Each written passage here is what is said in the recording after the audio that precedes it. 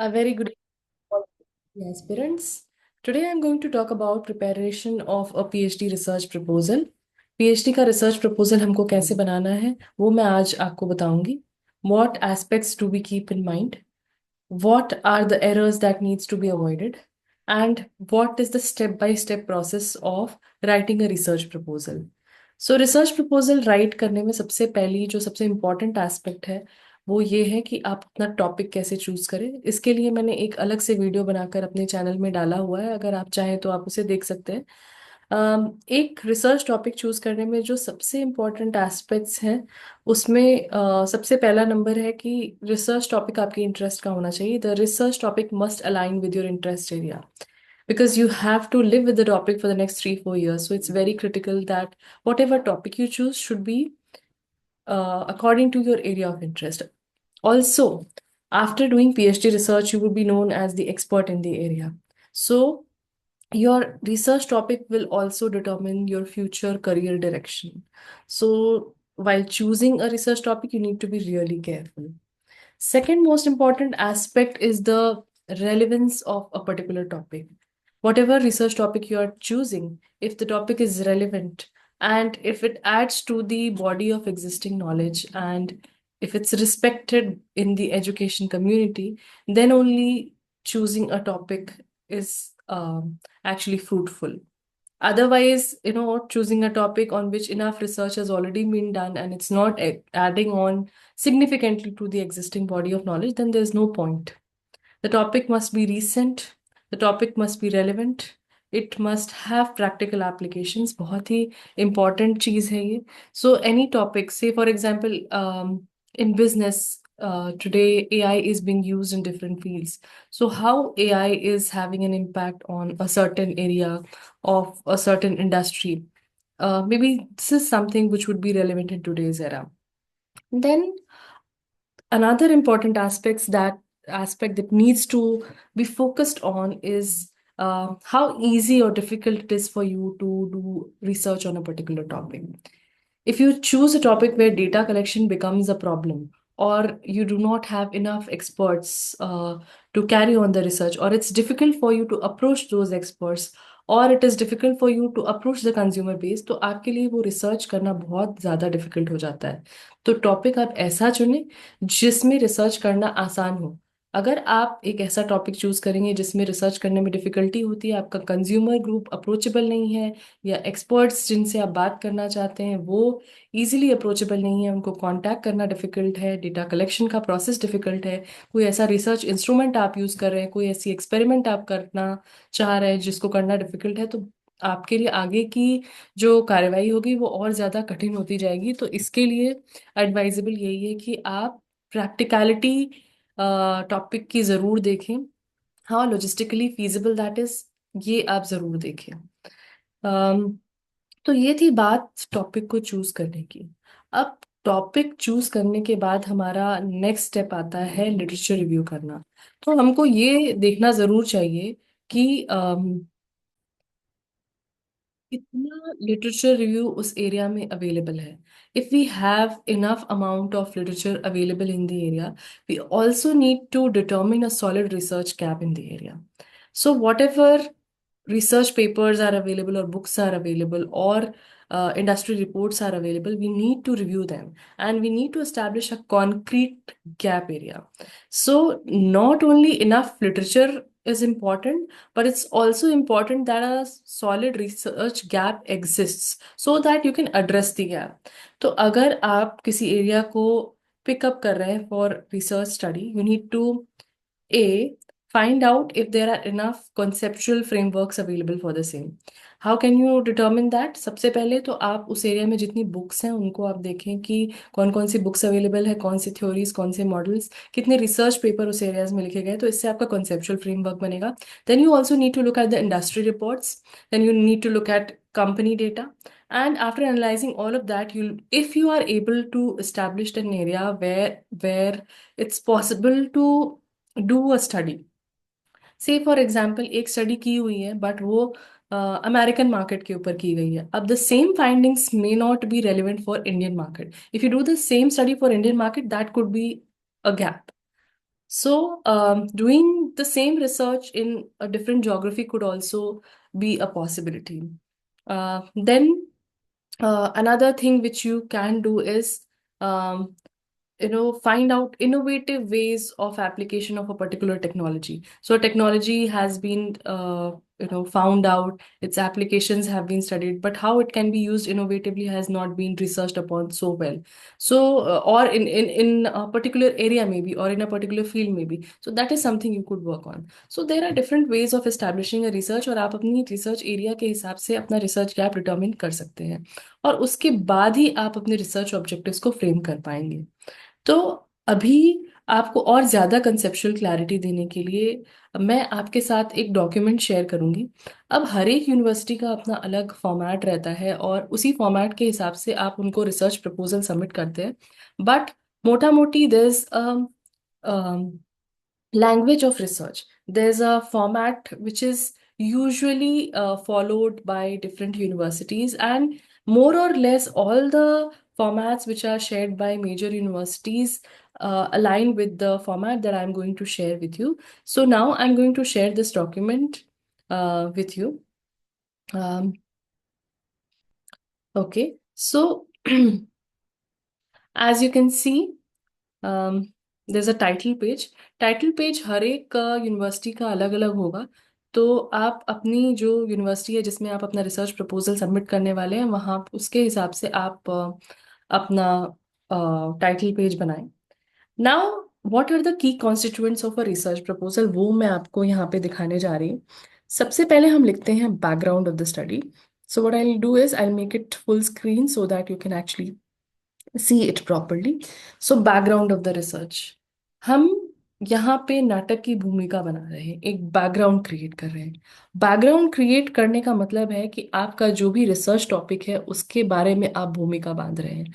अगर आप एआई के ऊपर काम कर रहे हैं, तो एआई किस तरीके से उस पर्टिकुलर इंडस्ट्री को, फॉर एग्जांपल रिटेल में हम एआई के एप्लीकेशंस को स्टडी कर रहे हैं, तो how retail is being impacted by AI in what different ways, and how it has revolutionized the retail industry. Maybe some statistics, some infographics related to the same can become a part of the background of the research. So that is how you formulate the background of the research. It is advisable कि अगर आप कोई भी secondary data लेते हैं तो immediately आपको उसमें referencing करनी ही पड़ेगी। अब मैं आपको यहाँ बताना चाहूंगी कि रेफरेंसिंग के ऊपर मैं अलग से एक वीडियो बनाऊंगी, कि आप माइक्रोसॉफ्ट वर्ड में या गूगल डॉक्स को यूज करते हुए कैसे ऑटोमेटिकली रेफरेंसिंग जनरेट कर सकते हैं, कौन कौन से डिफरेंट रेफरेंसिंग स्टाइल्स हैं। उसके लिए आप आगे मेरे चैनल के साथ जुड़े रहें, तो मैं आपको बताती रहूंगी कि कैसे कैसे आप अपने रिसर्च को और बेहतर बना सकते हैं। तो मैं थी बैकग्राउंड ऑफ द रिसर्च में। तो आप जो भी टॉपिक है आपका, उसके बैकग्राउंड इन्फॉर्मेशन को बैकग्राउंड में प्रोवाइड कर सकते हैं। ये ऑलमोस्ट 8 2 सेंटेंसेस से लेके 1 या 2 पेजेस तक का भी हो सकता है। Then coming to problem definition. Problem definition के ऊपर मैंने एक अलग से वीडियो बनाया है, मेरे चैनल पे अवेलेबल है, आप चाहे तो उसको देख सकते हैं। बट मैं आपको यहाँ पे बताना चाहूंगी कि प्रॉब्लम डेफिनेशन क्या होता है। प्रॉब्लम डेफिनेशन वो कारण होता है जिसकी वजह से आपने रिसर्च टॉपिक लिया होता है, चूज करा होता है। So why did you pick up a particular problem, what is it that made you so interested about the research problem. Say for example I am doing a study on the effectiveness of metaverse, or the impact of metaverse on fashion business. तो अगर because metaverse is the next new thing which is happening, and many luxury brands are now having their fashion shows on metaverse, and they're using metaverse in different ways. So and also this is a way of connecting with the new generation. Most of the new generation, Gen Z or Gen Alpha, is into gaming. They are mostly on various gaming platforms such as Roblox, etc. And that is how metaverse is becoming more and more critical. So that is how we metaverse becomes a new place for the retailers to tap, and hence metaverse could be the an important field where one can tap. तो इस तरीके से हमने एक metaverse को लेकर एक problem definition यहाँ पे बना ली। तो आपने कोई रिसर्च टॉपिक क्यों लिया है, उसकी क्या इंपॉर्टेंस है, आपको उस टॉपिक के बारे में क्या इंटरेस्टिंग लगा, ये सब स्टेट करते हुए, और आप क्या करना चाहते हैं वो टॉपिक के अंदर, वो रिसर्च के अंदर, ये सब स्टेट करते हुए आप 4 से 5 सेंटेंसेस में या इससे ज़्यादा एक या दो पैराग्राफ में अपनी प्रॉब्लम स्टेटमेंट को लिखें। और नेक्स्ट टॉपिक जो हमारा आता है वो है रिव्यू ऑफ लिटरेचर। जैसा कि मैंने कहा था, रिव्यू ऑफ लिटरेचर को हम दो तरीके से डील कर सकते हैं। एक तो कंसेप्चुअली, जिसमें हम किताबों को, बुक्स को और पब्लिश्ड रिसर्च पेपर्स को, जहाँ पे आपको थ्योरेटिकल फ्रेमवर्क्स मिलेंगे जिससे हम थ्योरी से जो रिलेटेड है हमारे टॉपिक से, उसके बारे में रिसर्च पेपर्स कलेक्ट कर सकते हैं, उसके बारे में हम किताबों को पढ़ सकते हैं और उससे हम अपना कॉन्सेप्चुअल फ्रेमवर्क डेवलप कर सकते हैं रिसर्च का। तो review of literature can be done from like 4 to 5 pages, and it can also exceed 6 to 7 pages. um, आप रिव्यू ऑफ लिटरेचर को टॉपिक वाइज भी ले सकते हैं, like starting from the introduction and going to specific concepts and then moving further, और you could do it by the year of publication also. So that is also another way of doing a review of literature. आप year wise भी कर सकते हैं। तो आपका topic जैसा है उसके हिसाब से आप रिव्यू ऑफ लिटरेचर करें। जैसे आप बॉलीवुड की कॉस्ट्यूम्स के ऊपर रिसर्च कर रहे हैं, तो उसमें अगर आप ईयर बाय ईयर भी अगर रिव्यू करते हैं तो वो भी एप्लीकेबल होगा, वो भी रेलिवेंट होगा। तो आपके टॉपिक के हिसाब से आपको डिसाइड करना है कि आप किस तरीके से रिव्यू ऑफ लिटरेचर करेंगे। यूजुअली हम कॉन्सेप्ट वाइज जाते हैं। रिव्यू ऑफ लिटरेचर में referencing is very very critical. There are different referencing styles, APA style, Harvard style, Chicago style और एमएलए स्टाइल। तो जो भी आपकी यूनिवर्सिटी ने आपको स्टाइल प्रेस्क्राइब किया है उसके हिसाब से आप रेफरेंसिंग करते हुए चलें, बॉडी रेफरेंसिंग करें और एंड में बिब्लियोग्राफी भी आपको इंसर्ट करनी होती है। तो इस तरीके से आप रिव्यू ऑफ लिटरेचर लिख सकते हैं। आफ्टर रिव्यू ऑफ लिटरेचर में आप लिखेंगे research gap.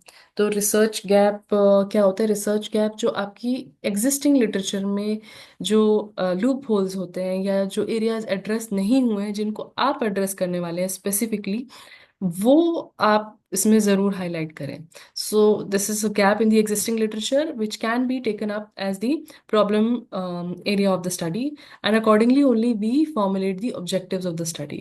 So the areas where a little research has been done, the areas where there's a scope for further study, that is taken up as the research gap. Now, based on the research gap, you formulate your very specific objectives.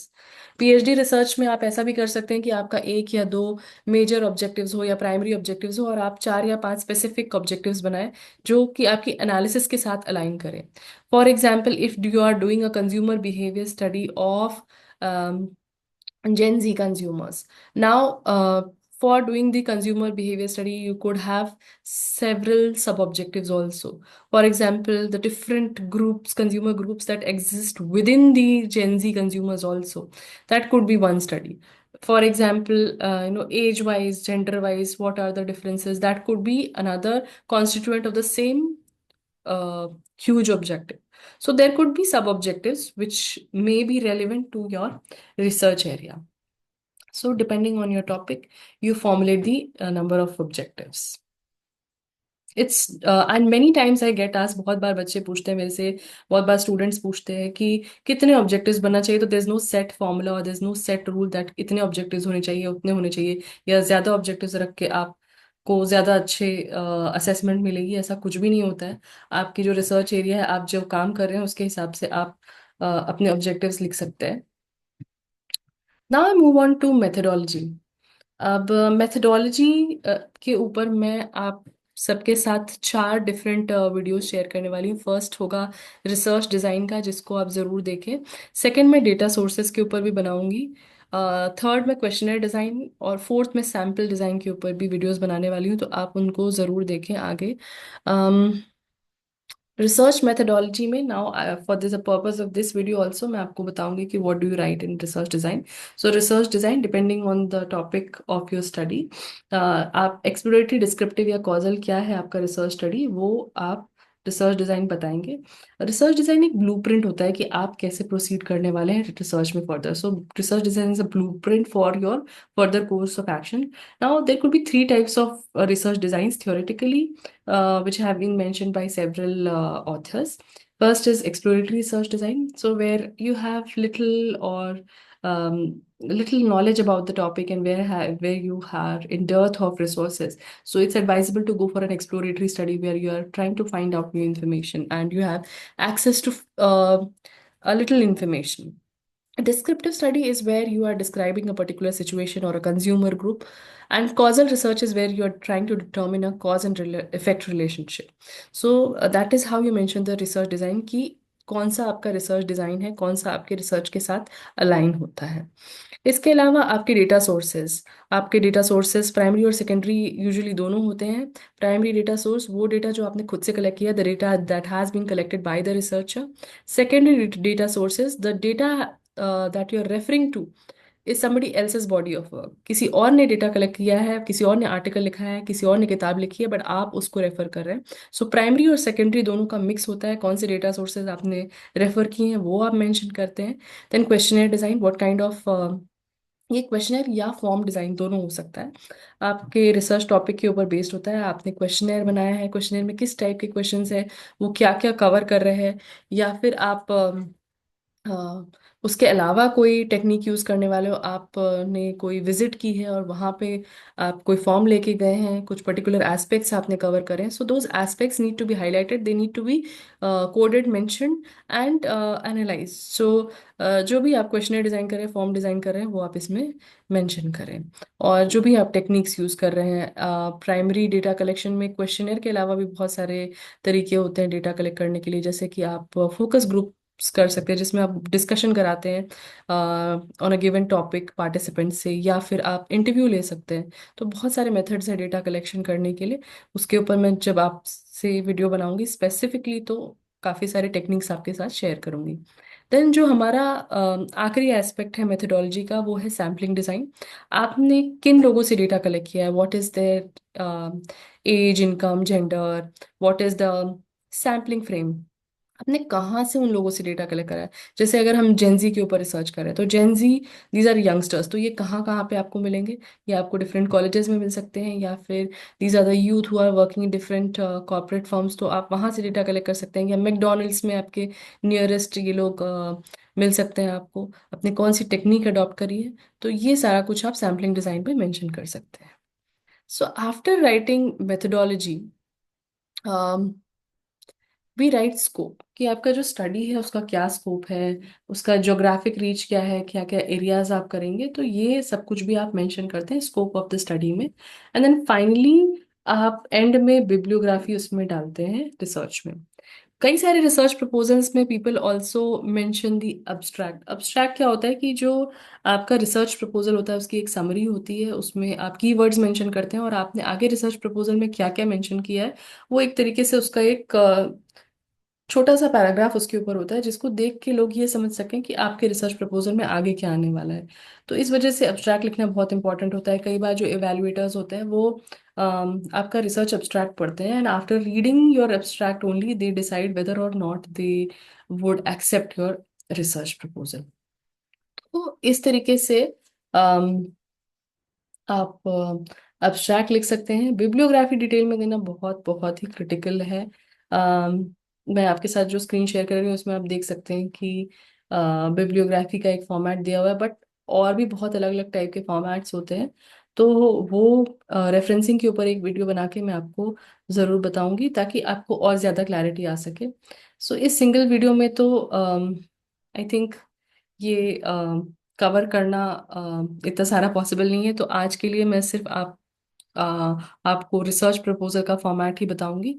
और अगर आपको कोई doubts होते हैं तो आप please comments में mention करिए, और अगर आपको कोई और टॉपिक्स जिन पे आप वीडियोस चाहते हैं तो उसको भी आप कमेंट्स के अंदर मेंशन करिए। आप इस वीडियो को लाइक करिए, और भी वीडियोस मेरे चैनल पे हैं उनको भी देखें, सब्सक्राइब करिए इस चैनल को। थैंक यू सो मच, नमस्कार आज के लिए, धन्यवाद, बाय बाय।